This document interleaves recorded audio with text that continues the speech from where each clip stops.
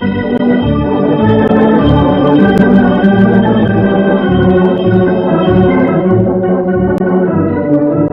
they are, the Quiz Kids. And look who's back at teacher's desk today. It's the chief quiz mistress herself, whom you all know as Aunt Fanny of the Breakfast Club and the friend of Kukla, Fran, and Ollie, Fran Allison.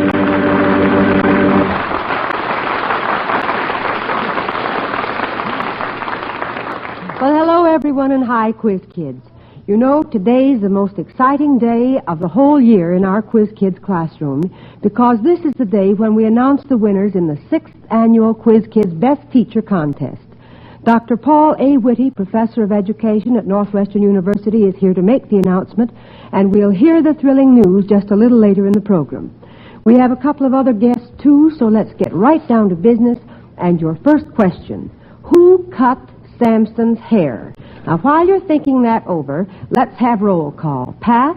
I'm Patrick Owen Conlon. I'm 14 years old and a 1A at Calumet High School in Chicago. Lonnie? I'm Lonnie Lundy. I'm 15 years old, and in the fall I'll be a junior at Maine Township High School in Park Ridge, Illinois. Mike? I'm Mike Mull. I'm 13 years old in the 8th grade at the University of Chicago Laboratory School. Naomi? I'm Naomi Cooks. I'm 13 years old and in 1B at Roosevelt High School in Chicago. And in the half-pint department, Harvey. I'm Harvey Dyke. I'm 7 years old. I go to Hibbert School and I'm in grade 3A. All right. And now let's see whose hand was up on the first question. Who cut Samson's hair? And I believe I saw Pat. Well, I don't know. It sort of caught me aback. I imagine it'd be Delilah who cut Samson's hair. I know that was the story. She tricked him into admitting that his strength lay in his hair. And so I think she cut it and then turned him over to the Philistine soldiers. Is there another idea in the panel on this particular issue? Pat? This couldn't by any chance be a trick question of some kind, could it? Oh, I would just hate to put it that way, but it might be. No, it's actually an information question. Naomi? Well, if it was a trick question, isn't there a Samson character in Lil Abner? I'm not sure. Well, now, there may be. I'm just not too well informed on that, Naomi. But actually, the person who cut Samson's hair was not identified. The act was arranged for by Delilah, but the person who did the actual cutting was not identified by name. All right, on to the second question. Now, I'm just going to give you the location of a series of victories and see if you can identify the conqueror who accomplished each of these series. And here is the first. Austerlitz, Jena, and Auerstadt. Lonnie? Well, let's see. That was in the early 19th century. I believe that was Napoleon. Napoleon Bonaparte is the correct answer. Thank you very much. Now let's go on to this one. How about this series? Boston, New York, Washington, Philadelphia, and Cleveland. Pat? Well, now that might be the Chicago White Sox on their long winning streaks. Have been cut lately.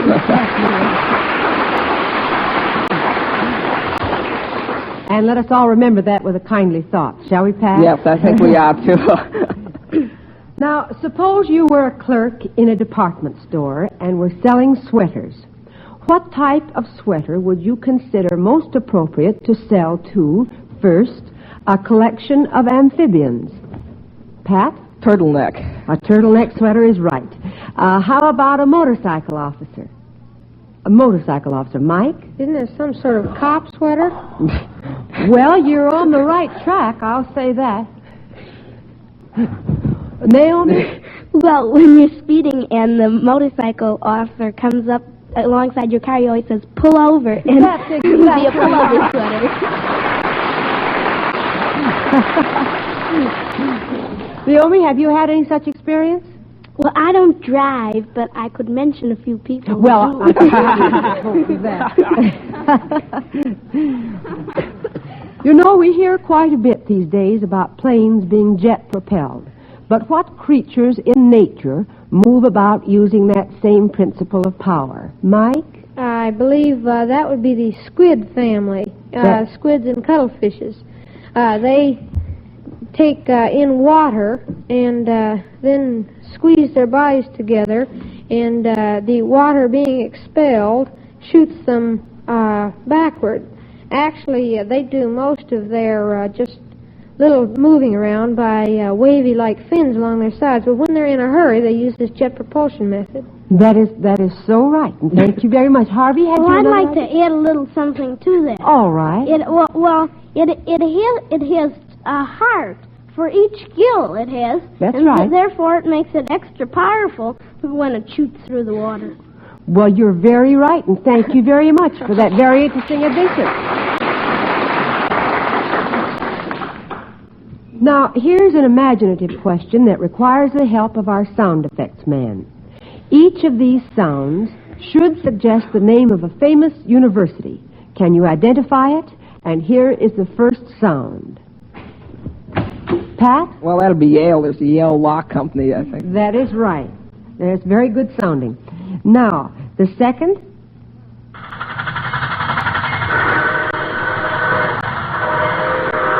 All right. Lonnie? Well, I don't know. That sounds like a train, though, to me.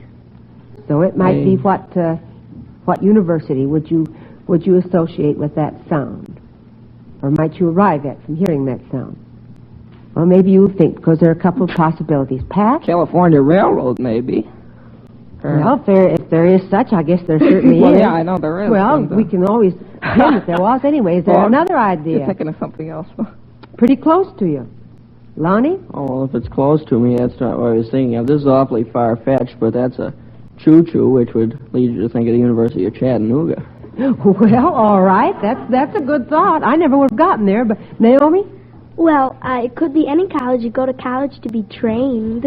Oh, Naomi, how you reached for that one. That's very good. Mike? Well, it could be, I think it's South Carolina, because they had a football player called Choo-Choo Justice. Oh, that's right.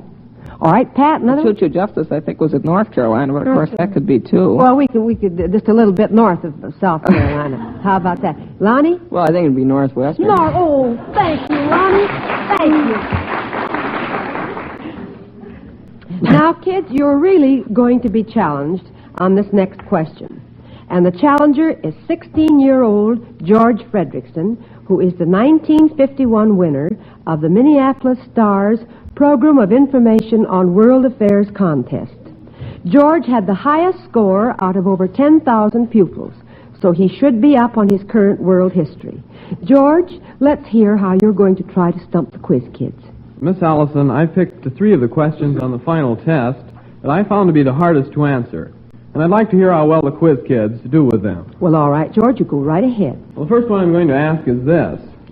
Which of the following is not a member of the Joint Chiefs of Staff?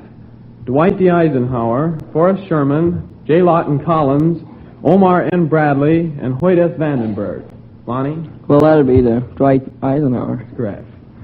Now, the second question is, President Truman ordered work to continue on the so-called H-bomb, thought to consist essentially of heavy hydrogen, also known as which of the following? Deuterium, argon, tellurium, krypton, radon. Pass? I think that was deuterium. That's correct. Heavy hydrogen. And the final question that I have here is, Chairman of the Senate Inquiry into American Far East Policy and General MacArthur's dismissal is which of the following? Henry Cabot Lodge, Robert A. Taft, Brian McMahon, J. William Fulbright, and Richard B. Russell. Pat? Well, I vaguely remember something. I think it would be Senator Russell. That's correct.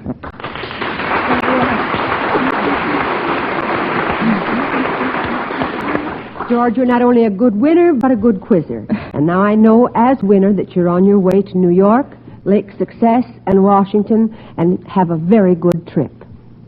Now, on this next question, I'm just going to give you the names of 3 states.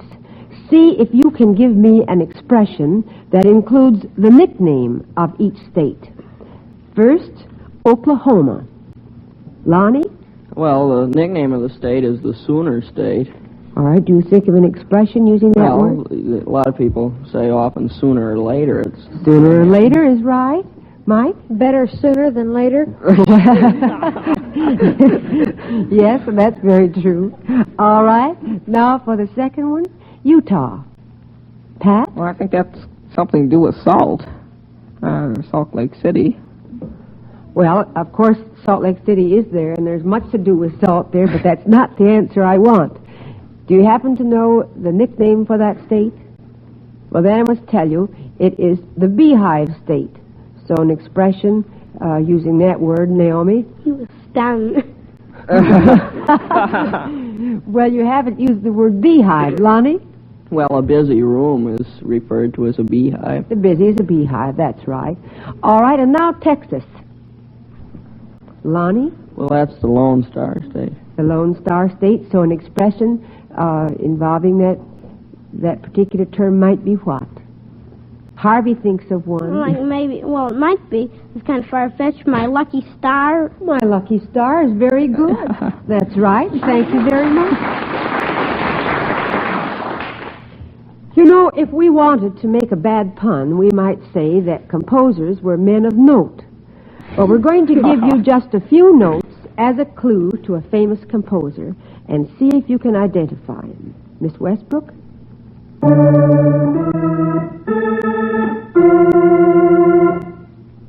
Lonnie? Oh, the notes are D, E, A, F. That might be Beethoven or Smetana, both of which were deaf. It might very well be either of them. That's very good, Lonnie. And now, here's your clue to the second composer.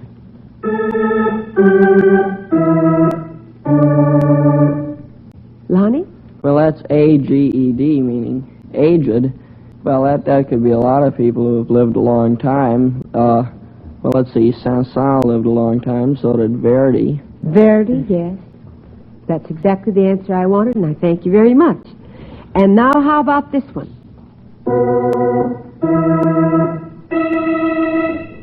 Lonnie?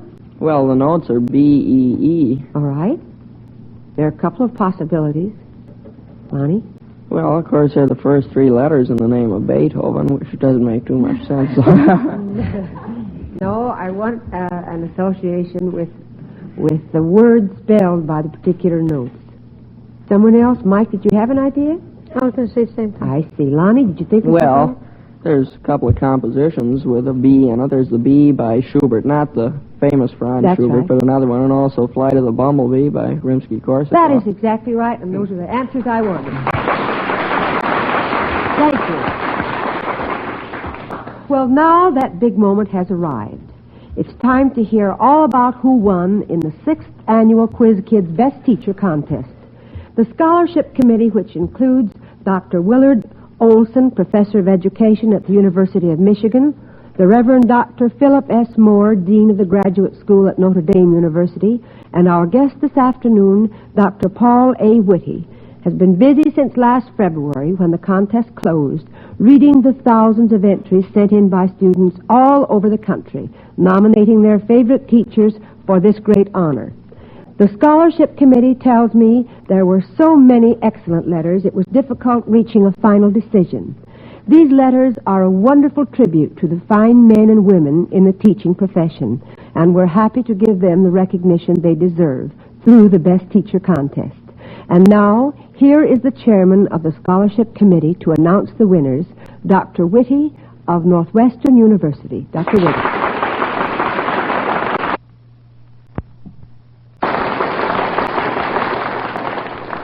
Thank you very much, Miss Allison. I am pleased indeed to announce the winners of the Quiz Kids Best Teacher Contest of 1951. This contest was originated 6 years ago, and since that time, educators throughout our country have been enthusiastic in acclaiming its far-reaching and desirable effects. The contest has brought about the recognition of the unusually effective work of thousands of excellent teachers scattered throughout America, in every state and city. It has given a number of splendid teachers an opportunity to continue their graduate study or to engage in research and investigation. That the effects of the contest have been desirable is shown by the enviable record and the outstanding accomplishment of the winners. Most important of all, perhaps, is the revelation this contest has afforded of the characteristics of superior teachers. Each year, pupils express their gratitude to teachers who are cooperative and truly democratic in their behavior in the classroom, teachers who are interested in the personal problems of their students, and are willing to give the time and the effort necessary to help each pupil in accord with his particular needs. As one pupil remarked, "She's the best teacher in the world. She helped me over so many bumps." And another said, "I feel pounds lighter when I go into his room." Another wrote, "Her room is filled with the golden sunshine of equality." It was not easy, you can see, to select a winner from the thousands of good letters submitted this year. However, after study of the letters and patient investigation of the candidates, the Scholarship Committee was able to select 2 outstanding teachers for awards. We are pleased to present first, as the best teacher of 1951, Sister Mary Edward of Dubuque, Iowa. Lorna Butters, age 13, described her as a teacher who came like a cool breeze in a torrid summer, a person who combines fun, variety, and a little psychology in our classes. As the most promising teacher, the committee presents Miss Virginia Luce, a second-grade teacher of Norwood, Ohio, who was nominated by Linda McKinley, who said, "We have hamsters, goldfish, and flowers in our room, but the best thing we have is Miss Luce and her nice manner. I think she looks like Mother. Mother says she doesn't really. It's just that I love her the same way." Both of these fine teachers will visit this program next Sunday, along with the children who nominated them, so that you can meet them here. The awards to the best teacher and to the most promising teacher provide $2,000 to each person to be used in furthering his education.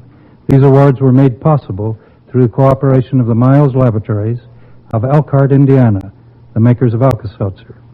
There are other awards, too.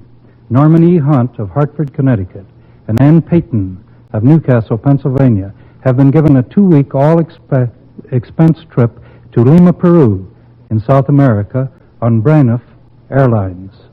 The names of the 550 children who won awards, additional awards, were announced in newspapers this week.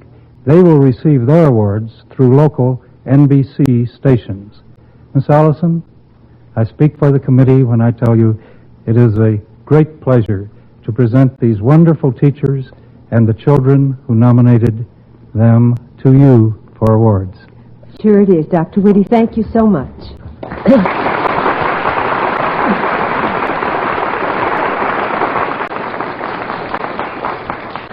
Well, kids, Aunt Fanny's back with us this week, and she wanted to know if she could do a few informal imitations.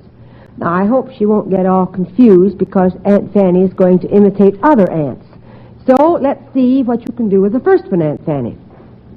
Well, okay, kids. Now, the first aunt I'm going to do is a fictional aunt, and here I go. Well, I tell you, I am just not going to stay here 1 minute longer. I don't mind being took advantage of, but being completely deceived. Deceived? Oh, that child. Well, if it could be named after me, I wouldn't mind so much, but it's a boy. Oh, well, I'm just going. Goodbye. Well, who would it be? Pat? Well, I think that was David Copperfield's Aunt Betsy. That's exactly who it was, Fanny. You did very well. All right. Now, for your second imitation. Oh, that poor child. That poor, poor child. You know, he wasn't so bad. In fact, he was really a good boy when you come right down to it. I should have been nicer. I feel real bad about it. There he is at the bottom of the river, and I probably drove him to it. It's all my fault. Well, Aunt Fanny, don't feel so bad because it was only in fiction. Kids, who was it? I think Naomi was first. Well, I think that was Tom Sawyer's Aunt Polly, I think her name was. Aunt Polly, yes. That's exactly right, and thank you very much. Aunt Fanny sounds just like me today. I don't know why. Well, this sounds like a mixed-up anatomy question to me. See if you can figure it out. Where would you find an eye in the nose? Harvey? Well, I think that would be the television camera in the nose of a plane. And this plane zooms back into enemy territory and flashes the latest developments in the war or more than 200 miles away to our headquarters. You're exactly right, Harvey. Could you explain a little bit of the principle of how this is possible? Well, the television camera is mounted in the nose of the plane. Yes. And I'm not sure, but I think airwaves carry the view back to the arm lines. I think you're just wonderful, Harvey. You're just amazing.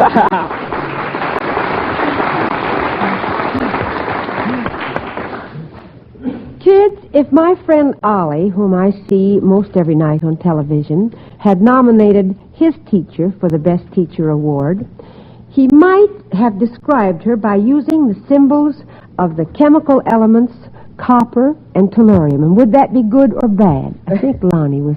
Well, the symbols for copper and tellurium are Cu and Te. Well, I almost think that would be kind of bad. Oh, do you? Well, for Ollie, knowing Ollie is... Naomi? Well, I didn't know they had female teachers at Dragon Prep.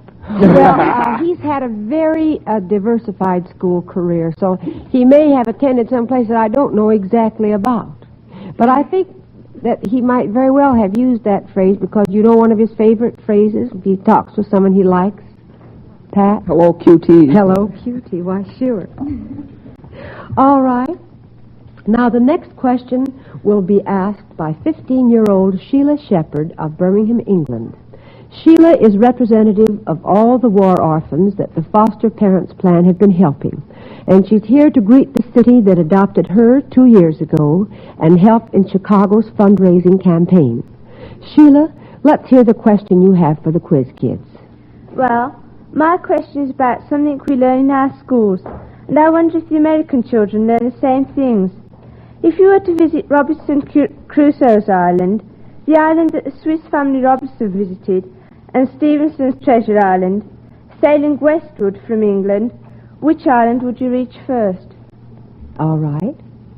Would you like me to repeat the question? If you were to visit Robinson Crusoe's Island, the island that the Swiss family Robinson visited, and Stevenson's Treasure Island, sailing westward from England, which island would you reach first? Naomi? Well, I'm not sure. Would it be the Canary Islands? Well, I'm speaking of the three islands named. These are the three islands you are to visit, sailing westward from England. At which one would you arrive first? Pat? Well, I'm a little rusty on my geography. This is purely a guess. I think it would probably be Treasure Island. Treasure Island. It might well be. Lonnie, had you another idea? Well, I was thinking it'd be the Swiss family Robinson's Island, but I'm not sure of that. I would say Treasure Island would be my last choice. Well, just a minute now, Lonnie. Would you like to go on, Pat, and outline our trip and where we would arrive? Well, I'm afraid I couldn't help you out much there because I don't believe it was ever established there was such a place as Robinson Crusoe's Island. Yes, it is identified as being a certain place. So you're right. It might very well be Treasure Island or Lonnie? Well, I believe in Treasure Island that it says that it keeps back the bearings of the island, which would not actually identify where it is. Well, it was but it was identified as being in the region of the West Indies, because they went on from there to the coast of Mexico, I believe. And then Robinson Crusoe's Island would be second, because it was on the northwest coast of South America, near the mouth of the Orinoco River. So it might be a question as to which of the two you would arrive at first, and either might be considered a correct answer. And that, by process of elimination, leaves you what? Swiss family Robinson. Which was located as being where? Do you know, Naomi? Well, I don't know where it was, but I know it was way off the regular trade routes. That's why they weren't found right That away. is right, and by a process of finding out the kind of animals found there and the kind of products, you might consider it to be where, Mike? Well, I think since they found the kangaroo there, that would be near Australia or New Zealand. It might very well. Thank you very much, Mike. Well, Sheila, you did a very good job of asking that question.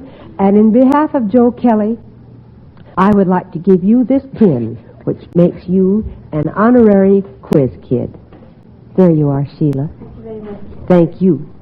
You know, folks, Sheila lost everything when her home was bombed, and she represents the more than 60,000 war children of 14 different nationalities who have been cared for by the Foster Parents Plan, a non-sectarian, non-political international charity.